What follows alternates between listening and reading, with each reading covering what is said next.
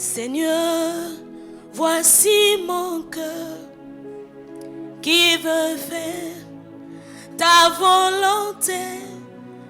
Seigneur, Seigneur, voici mon cœur qui veut faire ta volonté. Oh Seigneur Jésus, oh, voici mon cœur, oui, qui veut faire ta volonté. Seigneur Jésus, voici, oh, voici mon cœur, Père, qui veut faire ta volonté. Ce matin, Seigneur Jésus, voici. Ce matin, oui Seigneur, Père, ce matin voici mon cœur, oh, si mon cœur, oui, qui veut faire ta volonté. Ce matin, Père, voici, oh, voici mon cœur, qui veut faire ta volonté. Seigneur Jésus, voici le cœur. Voici mon cœur ce matin qui veut faire ta volonté. Père Seigneur, voici ma vie. Oh, voici ma vie. Père qui veut faire ta volonté. Ta volonté. Oh, je t'ai rebossé. Yes. Je veux faire ta volonté. Ta volonté, Père.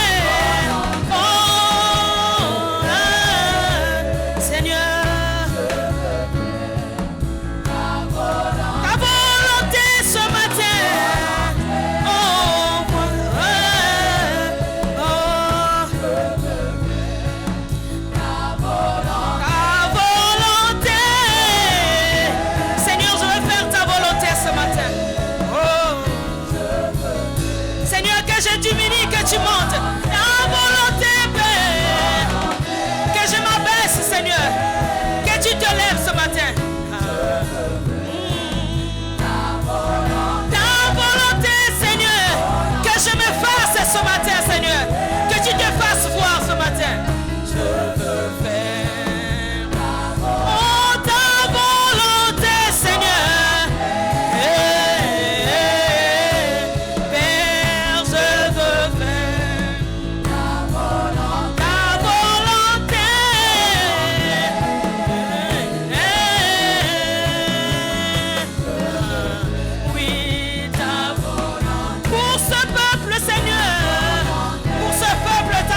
Seigneur, oui Seigneur, instruis-nous Seigneur Jésus, oh, Seigneur je veux faire, oui Seigneur Jésus, ta volonté Seigneur ce matin, ce que nous voulons c'est ta volonté. Élève ta voix, dis Seigneur ta volonté ce matin. Dis Seigneur ta volonté ce matin. Parle à ton Dieu.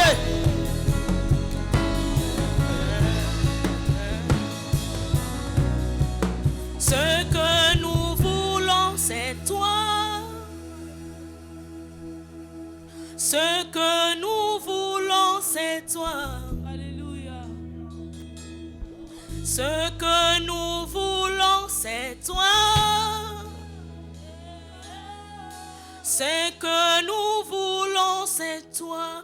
Ce que nous voulons, c'est toi. Ce que nous voulons, c'est toi. Ce que nous voulons, c'est toi, Esprit de Dieu, ce matin.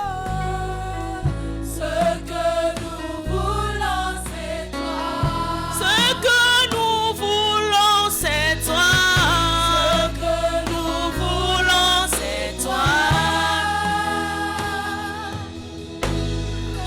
Ce que nous voulons, c'est toi. Esprit de Dieu, ce que nous voulons, c'est toi ce matin. Esprit de révélation. Esprit d'enseignement. Esprit de Jésus, nous avons besoin de toi. C'est toi que nous voulons ce matin. C'est toi que nous désirons ce matin.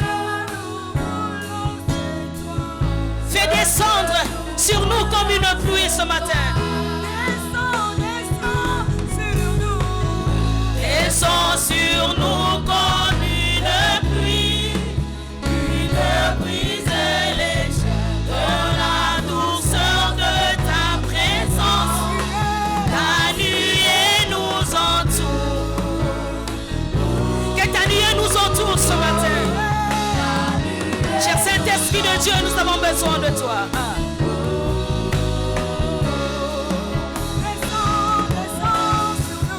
Descends sur nous comme une pluie, une brise légère de la douceur de ta présence. Ta nuée nous entoure. Ta nuée nous entoure.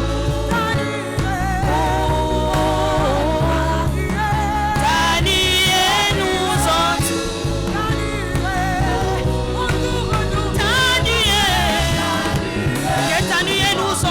Esprit de Dieu, que ta nuée nous enveloppe en ces lieux. Cher Saint-Esprit de Dieu, nous avons besoin de toi, car sans toi nous ne pouvons rien. Sans toi nous sommes faibles, sans toi nous sommes perdus, sans toi nous sommes en insécurité. Sans toi, Saint-Esprit, nous ne pouvons pas. Voilà pourquoi nous avons besoin de toi. Nous te désirons ce matin, nous te voulons ce matin. Viens régner en ces lieux, car là où tu règnes, aucun esprit ne peut régner. Nous avons besoin de toi, esprit de révélation. Nous avons besoin de toi, esprit de puissance. Nous avons besoin de toi. Que ton onction déborde ce matin.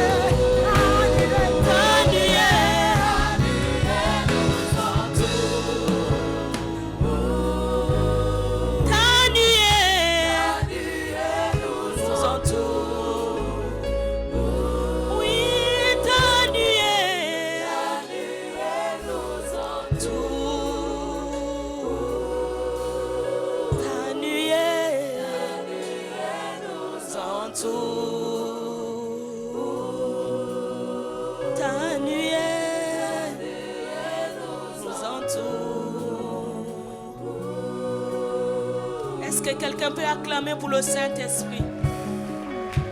Donne une offrande d'acclamation au Saint-Esprit. Non, une offrande d'acclamation au Saint-Esprit. C'est lui l'hôte de ce matin. C'est lui qui ne choue jamais. C'est lui qui ne faillit jamais. Monsieur le Saint-Esprit, le gouverneur général du royaume des cieux, il est présent au milieu de nous. Il est digne d'être acclamé. Amen, amen, amen, amen, amen. Alors pendant que nous sommes debout, nous allons lire Ésaïe 55, le verset 6 à 9. On peut donner le micro à maman Rachel. Ésaïe 55, le verset 6 à 9. Lisons la parole du Seigneur ce matin. Ésaïe 55, verset 6 à 9. Cherchez l'Éternel pendant qu'il se trouve. Invoquez-le tandis qu'il est prêt. Verset 7.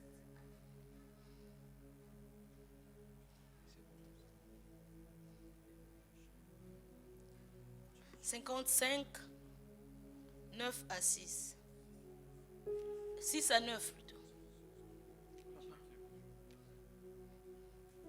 Que le méchant abandonne sa voie et l'homme d'iniquité ses pensées. Qu'il retourne à l'Éternel, qui aura pitié de lui, à notre Dieu, qui ne se lasse pas de pardonner. Verset 8. Car mes pensées ne sont pas vos pensées, et vos voix ne sont pas mes voix, dit l'Éternel. Verset 9.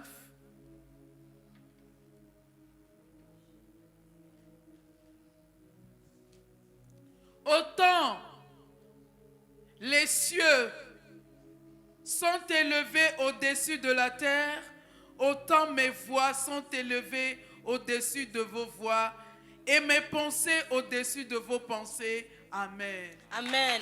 Le psaume 83, le verset 2.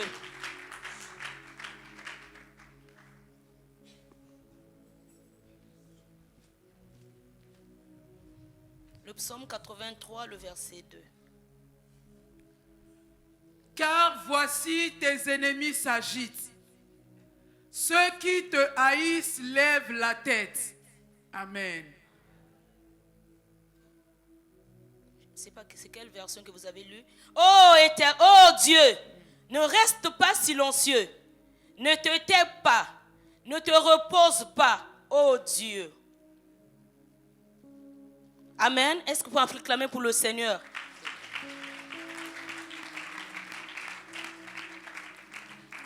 Alors le thème de ce matin, quand Dieu fait silence.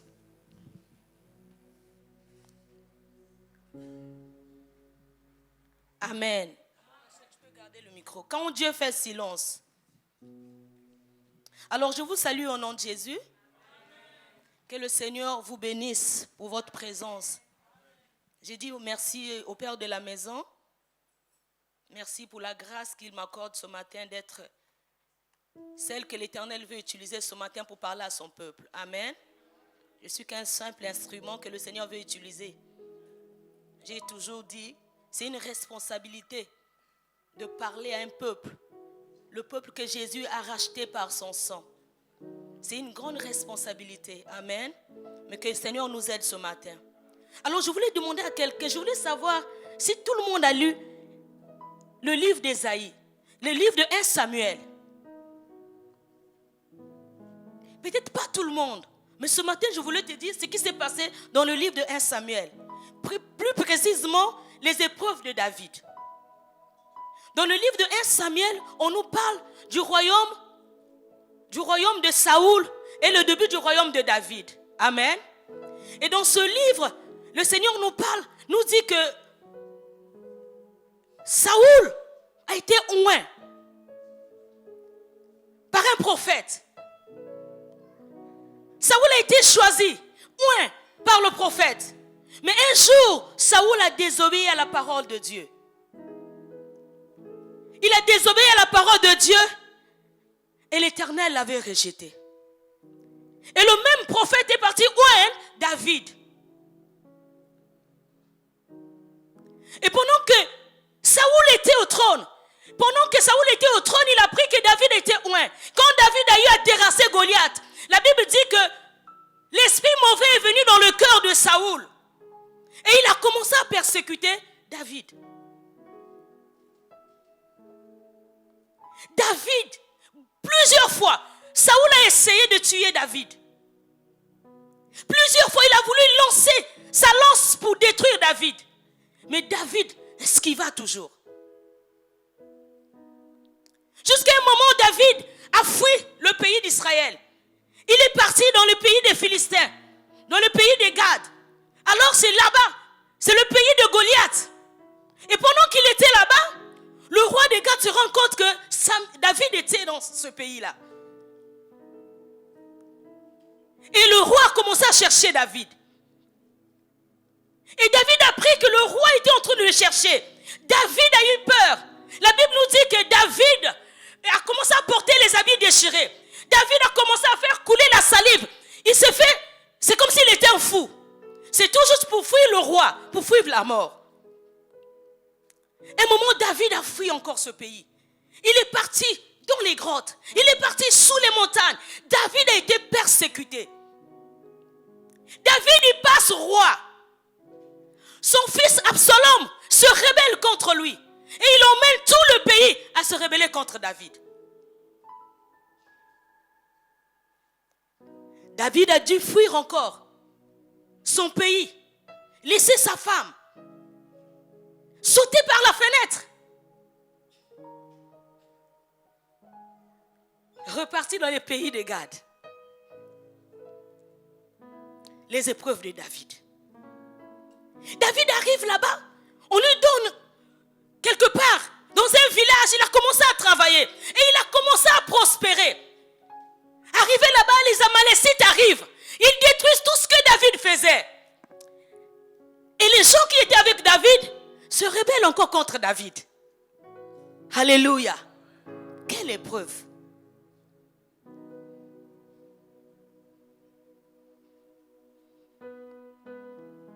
Malgré ses oppressions, malgré ses épreuves, David tenait. Mais il y a eu un moment, David a péché. Si tu me demandes quel est le pire moment de David, pendant ses épreuves, pendant la marche de David, quel est le pire moment de David? C'est quand le Seigneur s'est tu. Quand le Seigneur est resté silencieux. Quand le Seigneur ne parlait plus. Quand David criait à Dieu, l'Éternel ne parlait plus. C'était le pire moment de David.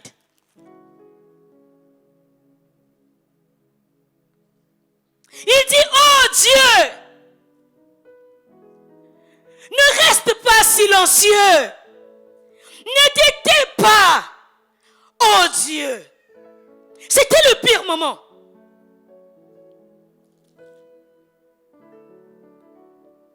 Bien aimé, c'est le pire moment d'une génération quand l'Éternel se tait.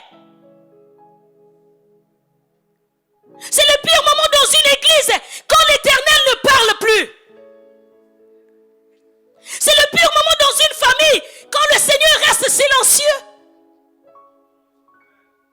C'est le pire moment dans une vie quand l'Éternel ne parle plus.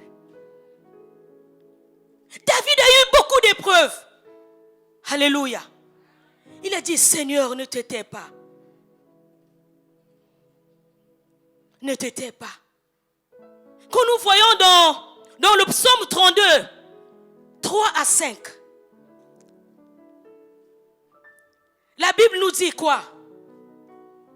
Donc que je me suis tué, mes os se consumaient.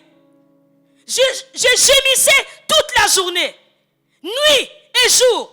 Ta main s'appesantissait sur moi. Ma vigueur s'était plus que sécheresse, comme celle de l'été. Je t'ai fait connaître mon péché. Je n'ai pas caché mon iniquité. J'ai dit, j'avouerai mes transgressions à l'Éternel, et tu effaceras la plaine de mon péché. Alléluia. En une année, David dit que ses os commençaient à se consumer. Parce qu'il n'y avait plus la voix de Dieu. Il gémissait comme un lion. Il rugissait parce qu'il n'y avait plus la voix de Dieu. Quel est ton comportement quand Dieu ne te parle plus? Quelle est ton attitude quand Dieu ne se révèle plus dans ta vie? Église, quel est notre comportement quand Dieu ne parle plus? David dit, pendant que le Seigneur ne parlait plus, ses os se consumaient. Oh Dieu, ne reste pas silencieux. Non, ne te tais pas. Ne te repose pas. Alors qu'il a eu beaucoup d'épreuves, il fouillait de ville en ville, de pays en pays, mais cela ne dérangeait pas David. Mais quand le Seigneur, l'Éternel, s'est tué, il dit, commencez à gémir.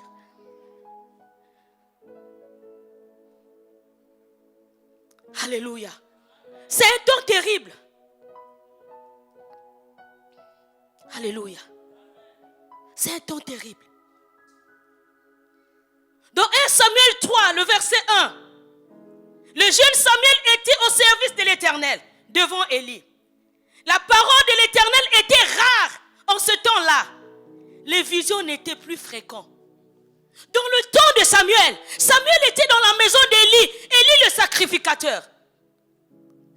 La Bible dit dans ce temps-là, la parole était rare. C'est le temps où le monde est en train de traverser aujourd'hui. La parole est devenue rare. La parole est devenue rare. Et dans le temps d'Élie, c'est ce qui s'est passé. Quand vous lisez dans 1 Samuel là, vous allez voir que Dieu a commencé à parler à Élie un moment. Élie avait des enfants qui étaient dans la maison. Et ces enfants-là faisaient la pagaille dans la maison de Dieu.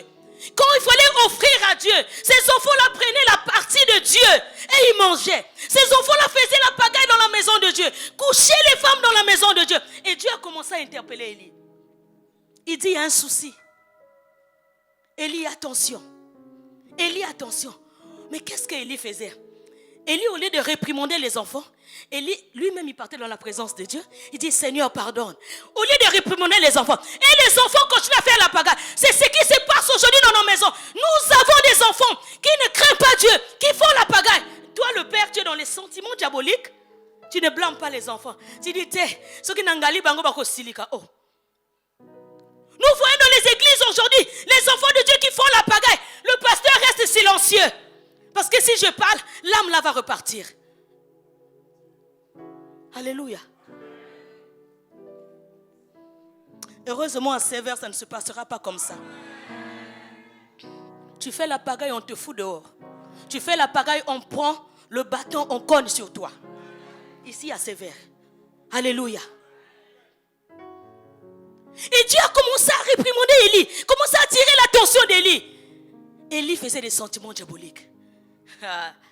Alléluia. La Bible dit, à un moment, il y a eu guerre. Ils sont partis se battre. Donc les enfants d'Élie, Ophné et Phiné, ils sont partis se battre. Alors ils sont dans le péché, ils sont partis en guerre. Pendant qu'ils sont partis en guerre, le papa était à la maison. Ils sont partis là-bas, la mort est arrivée. La Bible nous parle de 30 000 jeunes. Et parmi, il y a eu des enfants d'Élie. Quand Dieu ne parle plus, il y a la mort. Il y a la mort. Les enfants meurent là-bas au front. Maintenant, il y a un qui vient, qui dit à Élie, oh, il y a des enfants qui sont morts, nous sommes partis en guerre, il y a eu la mort là-bas, mais parmi ceux qui sont morts, il y a eu que 2 enfants. La Bible dit qu'Élie était sur la chaise, il est tombé. Par derrière, il a fait quoi? Il est mort. À cause de quoi? Les sentiments diaboliques. Parce qu'à un moment, l'Éternel était fâché. L'Éternel était déçu d'Élie. Et l'Éternel ne parlait plus. Voilà pourquoi Samuel dit dans ce temps-là, la parole était rare. À cause du péché. Il est mort. À cause de quoi? À cause des sentiments. À cause de ta façon de faire. Tu viens dans la maison de Dieu. Au lieu de chercher la face de Dieu, tu es dans les pratiques, tu es dans les systèmes, je ne sais pas comment. Et comme le pasteur a peur de te frapper, et comme le pasteur veut que tu restes avec ton péché, il oublie qu'il rendra compte, il te cajole, et la mort viendra. Aujourd'hui, si peut-être il n'y a pas la mort physique, mais il y a la mort spirituelle qui est là.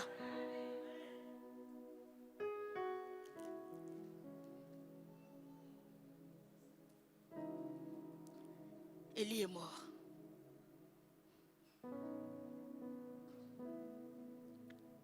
Et l'histoire que nous avons lue tout à l'heure, de Saoul, que vous ai expliqué tout à l'heure. Saoul aussi, il était choisi par Dieu.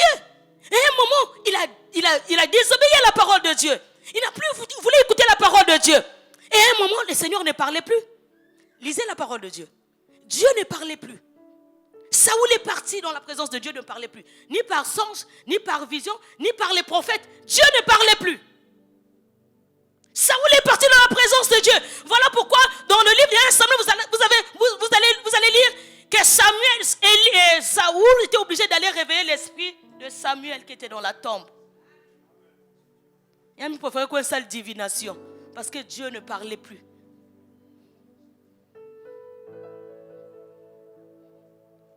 Parce que les enfants d'Israël, quand Samuel était en vie, quand ils avaient des problèmes, ils partaient voir Samuel. Pour dire à Samuel, nous avons tel problème. Et Samuel partait dans la présence de Dieu. Chercher Dieu.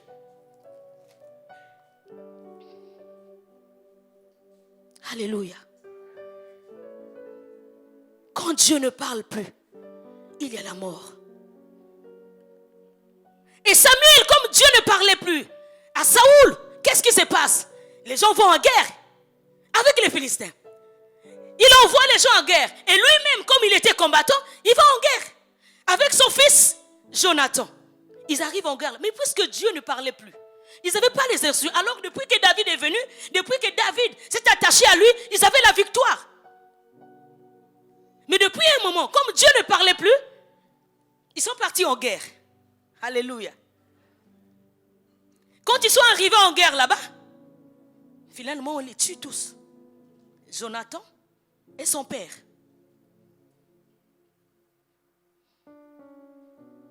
À cause de quoi? Le silence de Dieu. Le silence de Dieu. Moi, je ne sais pas, quand Dieu ne te parle plus, comment tu te comportes? Moi, quand je fais une semaine, je ne vois rien. Je deviens troublé. Je m'inquiète. Je deviens paniqué. Parce que je sais que quelque chose peut arriver. Une semaine, le Seigneur ne m'a pas parlé. 2 jours, le Seigneur ne m'a pas parlé. Je deviens paniqué. Et quand c'est comme ça, je mets tout le monde. Même mes enfants, ils savent que maman, je suis paniqué. Pourquoi? Parce que depuis un moment, le Seigneur ne me parle plus. Qu'est-ce qui se passe? Parce que si Dieu ne parle pas, le diable va te surprendre. C'est Dieu qui nous montre. Il a dit, il parle tantôt d'une façon, tantôt d'une autre. Mais comment est-ce que l'Éternel ne te parle plus? C'est à cause de quoi? Tu vas me dire, mais maman, qu'est-ce qu'il faut faire? Quand tu arrives à ce point, Dieu ne te parle plus. Qu'est-ce qu'il faut faire? 1. Réponds-toi. Réponds-toi. David, c'est à cause de son péché que Dieu ne parlait plus. Saoul, parce qu'il a désobéi à la parole de Dieu, que Dieu ne parlait plus. David a eu la grâce, il s'est repenti. Voilà pourquoi David partait toujours dans la présence de Dieu. Il dit, Seigneur, pardonne-moi. Oh Dieu, pardonne-moi. C'est ça. Ce matin, je te dis, réponds-toi. Comment faire? Réponds-toi. Nous avons l'histoire de Jonas. Dans Jonas 2, 1 à 10. La Bible dit que Jonas a désobéi à la parole de Dieu.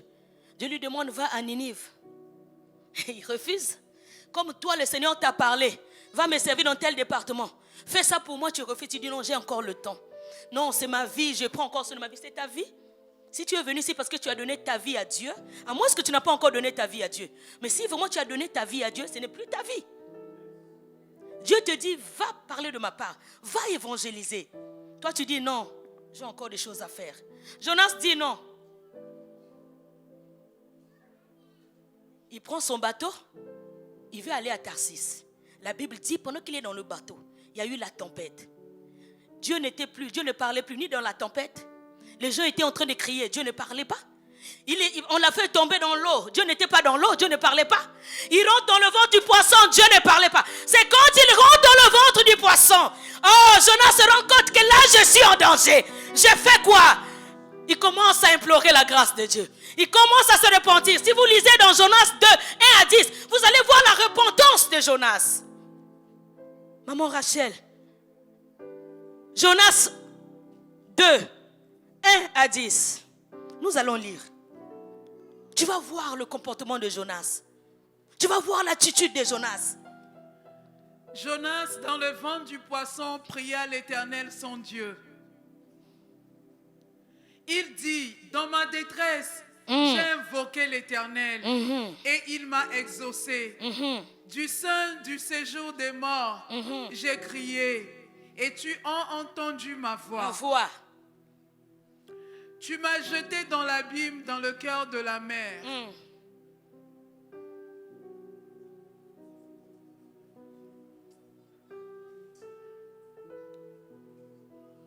Les courants d'eau m'ont environné. Toutes tes vagues et tous tes flots ont passé sur moi. Je disais, je suis chassé loin de regard, mais je verrai encore ton saint temple. Les eaux m'ont couvert jusqu'à m'ôter la vie. L'abîme m'a enveloppé. Les roseaux ont entouré ma tête. Je suis descendu jusqu'aux racines des montagnes. La barre de la terre m'a enfermé pour toujours. Mais tu m'as fait remonter vivant de la fosse. Éternel, mon Dieu, quand mon âme était abattue au-dedans de moi, je me suis souvenu de l'Éternel et de ma prière. Et ma prière est parvenue jusqu'à toi dans ton saint temple. Ceux qui s'attachent à des vaines idoles, éloigne d'eux la miséricorde. Pour moi, je trouverai des sacrifices avec un cri d'action de grâce. J'accomplirai les vœux que j'ai faits. Le salut vient de l'Éternel.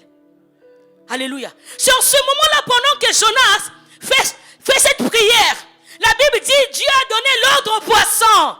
Encore la voix de l'Éternel. Encore la voix de l'Éternel. Parce qu'il s'est repenti. Il y a eu encore la voix de l'Éternel. Il a dit, vas-y. Il y a eu encore la voix de l'Éternel. À cause de quoi? De la repentance. Tu veux écouter encore la voix de Dieu? Répands-toi. Réponds-toi. Quand tu te réponds de tout ton cœur, Dieu te sort du ventre du poisson. Et il te donne encore une nouvelle parole. Une nouvelle voix de l'Éternel. Alléluia. Quelle est ton attitude?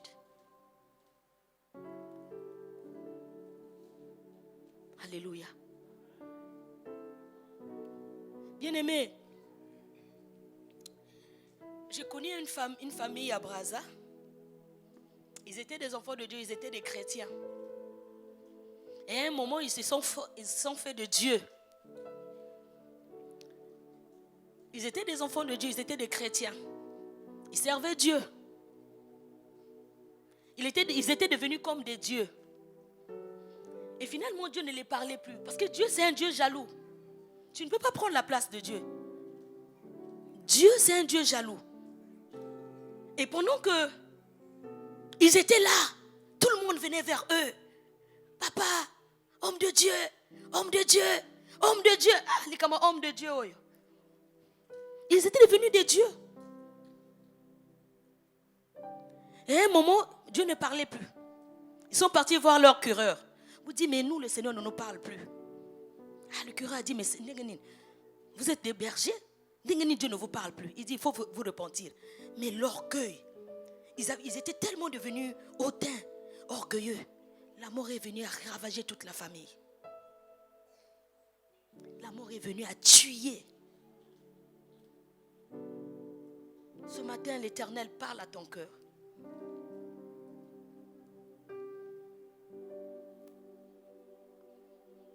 Les silences de Dieu.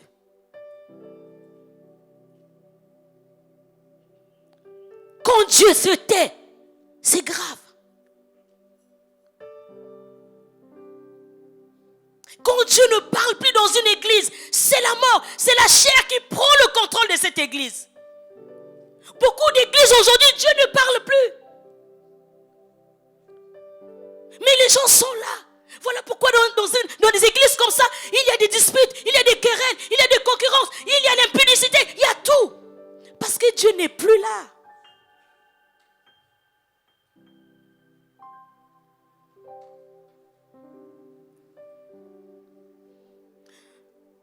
Dans Deutéronome 30, le verset 1 à 3. Lorsque toutes ces choses t'arriveront, la bénédiction et la malédiction que je mets devant toi, si tu les prends à cœur, au milieu de toutes les nations, chez lesquelles l'Éternel, ton Dieu, t'aura chassé, si tu reviens à l'Éternel, ton Dieu, et si tu obéis à sa voix, encore la voix, si tu obéis à sa voix, de tout ton cœur, de toute ton âme, toi et tes enfants, selon tout ce que je t'ai prescrit aujourd'hui, alors l'Éternel, ton Dieu, te ramènera des captifs et aura compassion de toi et te rassemblera encore du milieu de tout le peuple chez lesquels l'Éternel, ton Dieu, t'aura dispersé. Alléluia. Il dit, si tu acceptes, si tu obéis, si tu prends à cœur les préceptes que l'Éternel t'a prescrits, il te ramènera. Ça veut dire qu'il t'acceptera encore une deuxième fois. Mais si tu obéis, si tu te repens, si tu reviens, il dit, revenez à moi, je reviendrai à vous. Enfant rebelle, il est un père bon. Il ne se lasse pas de pardonner notre Dieu. Ce qu'il veut, c'est que tu reviens à l'Éternel.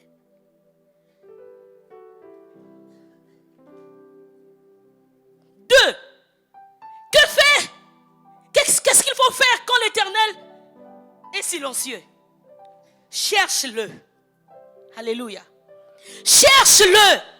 Il a dit, cherche-moi pendant que je me trouve. Cherche l'Éternel pendant qu'il se trouve. Il dit, même en tâtonnant, cherche l'Éternel. Il dit, cherche-le. Regardez ce qu'il dit dans Jérémie 10, le verset 21. Dans Ésaïe, Jérémie 10, le verset 21. Les bergers ont été stupides. Ils m'ont pas cherché. Ils n'ont pas cherché l'Éternel. C'est pour cela qu'ils n'ont point prospéré et que tous les troupeaux se dispersent. Alléluia. Les bergers ne m'ont pas cherché. Ils ont été stupides. Et à cause du comportement de ces bergers, les brebis se sont.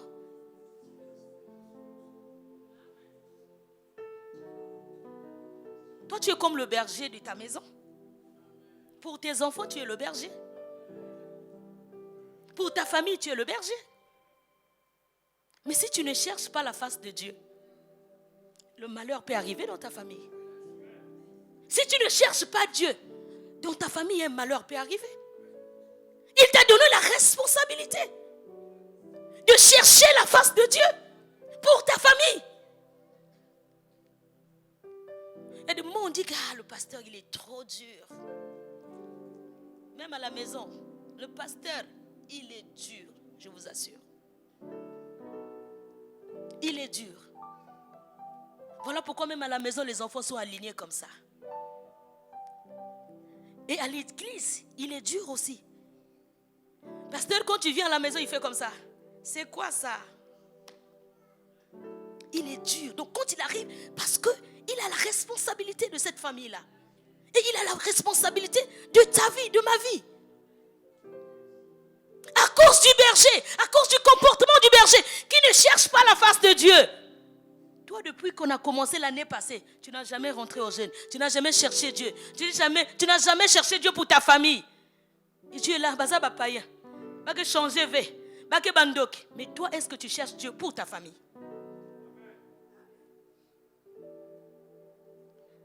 Baké le moun ndokina. Yann que nous allons vous convertir, c'est ton comportement.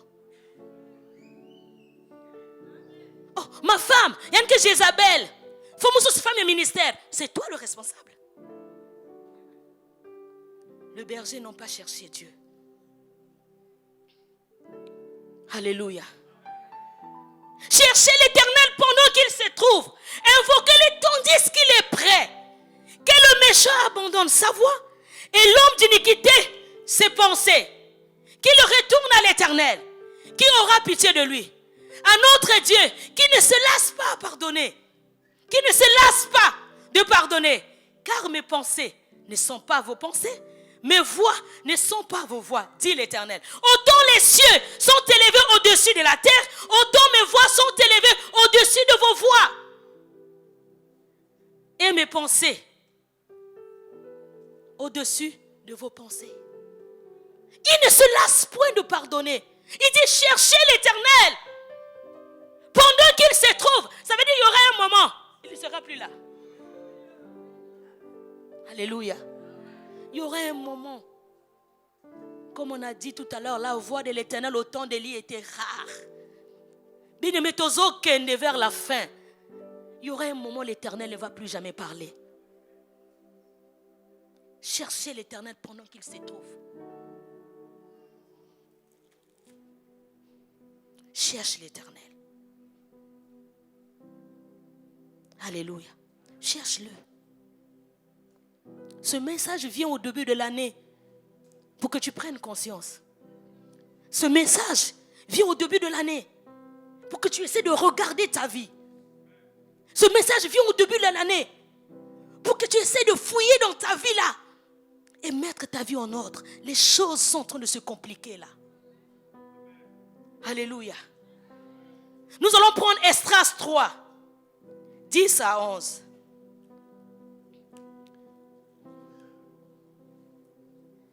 Lorsque les ouvriers posèrent les fondements du temple de l'Éternel, on fit assister les sacrificateurs en costume avec les trompettes et les Lévites, fils d'Asaph, avec les cymbales, afin qu'ils célébrassent l'Éternel. D'après les ordonnances de David, roi d'Israël, ils chantaient, célébrant et louant l'Éternel par ses paroles, car il est bon, car sa miséricorde pour Israël dure à toujours. Et tout le peuple poussait des grands cris de joie en célébrant l'Éternel parce qu'on posait les fondements de la maison de l'Éternel. Mais plusieurs des sacrificateurs et des Lévites et des chefs de famille âgés qui avaient vu la première maison pleurèrent et à grand bruit pendant qu'ils posèrent sous leurs yeux les fondements de cette maison. Beaucoup d'entre eux faisaient éclater leur joie par des cris. Alléluia. Une fois encore, la voix de l'Éternel. Ici, on parle directement à ceux qui étaient à la captivité. Dieu les a emmenés en captivité. Ça veut dire que c'était le silence de Dieu. Parce qu'ils avaient péché, les enfants d'Israël. Dieu les emmène pendant 70 ans en captivité. Puis il les ramène dans leur terre. Et la terre a été totalement, complètement détruite. Brûlée. Alors, un nouveau commencement. Un nouveau commencement. Troisième chose à faire. C'était le temps de la joie. Le temps de l'adoration. La Bible dit, pendant qu'ils posèrent, il y a des gens qui lançaient des cris. Il y a des gens qui criaient. Ceux qui avaient vu la première maison et la deuxième maison. Voilà pourquoi Dieu nous dit que la gloire de la seconde maison sera plus grande que celle de la première.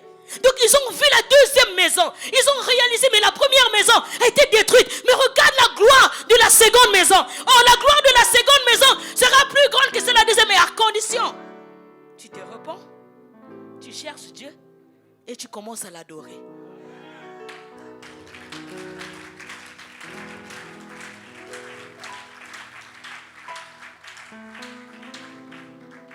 C'était des moments de gémissement.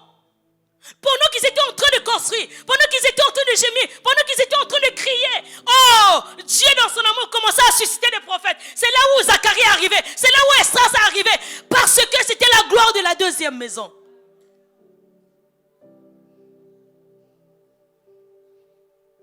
Une fois de plus, la voix de l'Éternel est revenue au milieu de son peuple.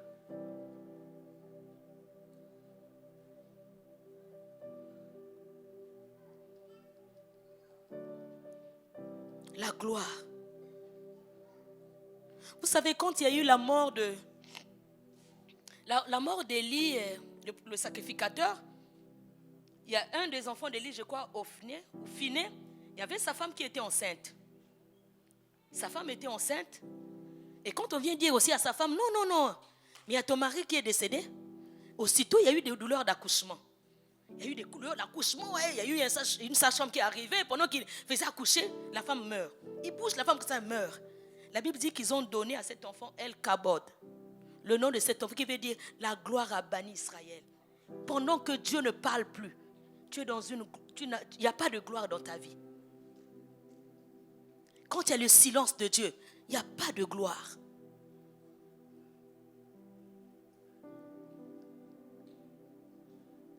Alléluia. Quand il y a le silence de Dieu, il n'y a pas de gloire. S'il n'y a pas de gloire, c'est qu'il n'y a pas de joie. S'il n'y a pas de gloire, c'est qu'il n'y a pas de paix. Il n'y a pas de paix, c'est qu'il n'y a pas de mariage. Il n'y a pas de mariage, il n'y a rien. Il n'y a pas de travail, il n'y a rien. Parce que la gloire n'est pas là.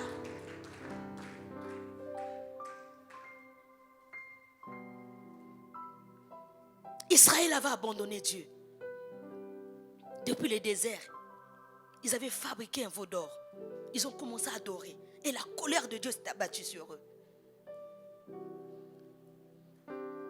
Parce que quand ils marchaient dans le désert, il y avait la nuée. La nuée et le feu. C'était la présence du Saint-Esprit. Et quand le Saint-Esprit est là, il y a la voix de Dieu. Quand le Saint-Esprit est là, l'Éternel parle. Quand le Saint-Esprit est là, oh, les choses bougent. Mais si le Saint-Esprit n'est plus là,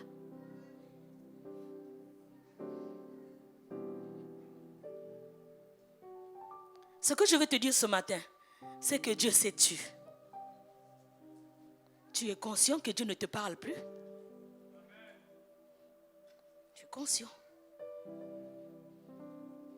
Et pendant ce temps, la Bible dit que Moïse a construit le tabernacle hors du campement. Et les gens venaient pour adorer. Les gens venaient chercher la face de Dieu. Les gens venaient chercher la face de Dieu. Les gens venaient pour se repentir. Oh, ce matin, n'aie pas honte. Tu vas venir sur l'autel. Tu vas chercher la face de Dieu. Tu vas t'humilier. Tu vas dire, Seigneur, j'ai péché. Seigneur, longtemps j'étais dans ta présence. Mais ce matin, n'aie pas peur. La voix est là, tu viens sur l'autel. Tu vas dire, Seigneur, je cherche ta présence. La voix de l'Éternel.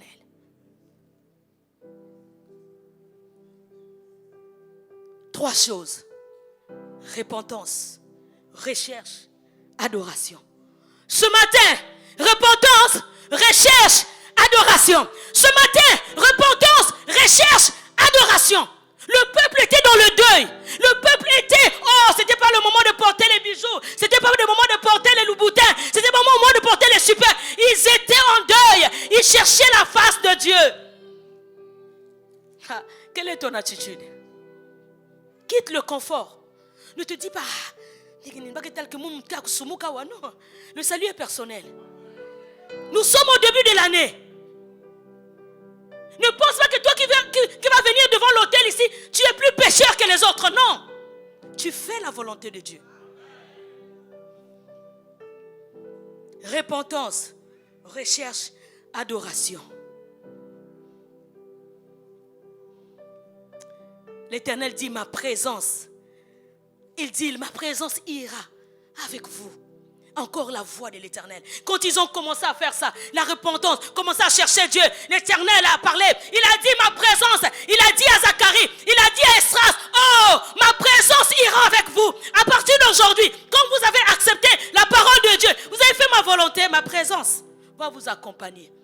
Est-ce que ce matin, tu peux faire la volonté de Dieu? Tu peux t'humilier sous la main puissante de Dieu pour qu'il t'élève. Repentance, recherche, adoration. Exode 40, 34, 9 à 10. Puis il dit, Seigneur, puisque tu t'es montré bon pour nous. Ça c'est Moïse. Je t'en prie, viens avec nous. Je le sais, ces gens-là ont la tête dure. Mais, pardonne nos fautes et nos péchés. Et considère-nous comme ton peuple. Le Seigneur dit à Moïse, je veux faire une alliance avec vous. Encore une fois de plus, la voix de Dieu.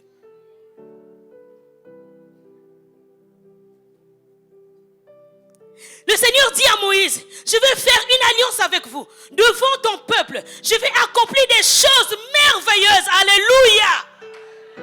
Il dit, je vais accomplir des choses merveilleuses. Pourquoi? Parce que Moïse a eu à demander pardon pour le peuple. Il dit, je vais accomplir des choses merveilleuses qu'il n'y a jamais eu d'aussi belles choses sur la terre. Nulle part et dans aucun pays. Tous les Israélites qui t'entourent verront combien les actions que je vais accomplir avec toi sont extraordinaires. Est-ce qu'on peut acclamer pour le Seigneur? Il a dit, c'est que je vais faire. Oh, je n'ai jamais fait ça. À cause de quoi? De la repentance. Oh, ils se sont humiliés devant la main puissante de Dieu. Il a dit, c'est que je vais faire avec toi cette année. Les gens vont être étonnés.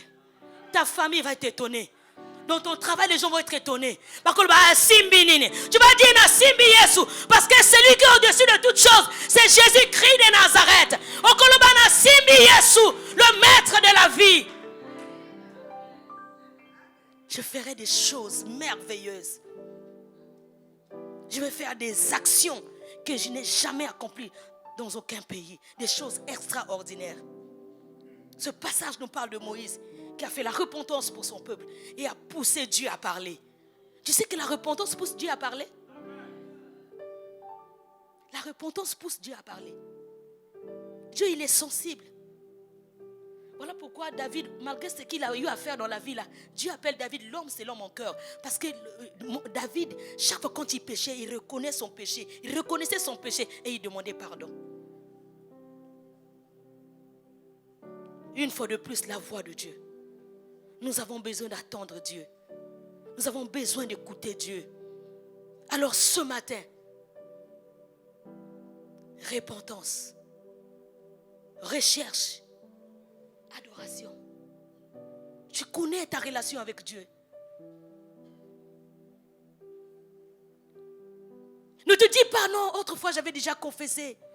Tu dis non, j'ai honte. Toujours moi qui tombe. Toujours moi qui tombe. Non, j'ai honte. Tu es devant ton Dieu. Repentance, recherche, adoration. Repentance, recherche, adoration. L'autel est là. Tu vas venir t'abandonner devant ton Seigneur. N'aie pas honte. Nous sommes au début de l'année. Les choses vont mal. Repentance, recherche, adoration. Repentance, recherche, adoration. Reconnais là où tu es tombé. Tu sais que Dieu ne te parle plus. Tu sais que la voix de Dieu est devenue rare. Oh Seigneur. Oh, oh, oh. Je crie à toi. Oh, oh. Si tu veux écouter encore une fois de plus la voix de Dieu. Oh, je crie à toi. Oh, tu as besoin d'écouter Dieu. Jésus, les temps sont difficiles. Là où la parole est devenue rare. Je crie à toi. Papa, tu es là. Tes enfants sont dans la débauche. Donc tes enfants ne respectent pas Dieu. Mais tu fais des sentiments. Attention à la mort. Jésus, je crie à toi. Oh Jésus. Je crie à toi. Oh. Dis Jésus, je veux t'écouter. Je veux une fois de plus la voix de Dieu ce matin. Je veux encore écouter ta voix. Accepte-moi. Oh, oh, je crie à toi. Oh, Seigneur, je crie. parle à ton Dieu. Réponds-toi. Cherche-le par tes paroles. Cherche sa présence. Cherche son intimité. Ne dis pas oh non. Je suis tellement grand. Je suis trop bien habillé pour m'élever. Je suis trop spirituel. Je suis ancien dans cette église. Mais comment je veux me lever? Oh, shit, c'est beau ça.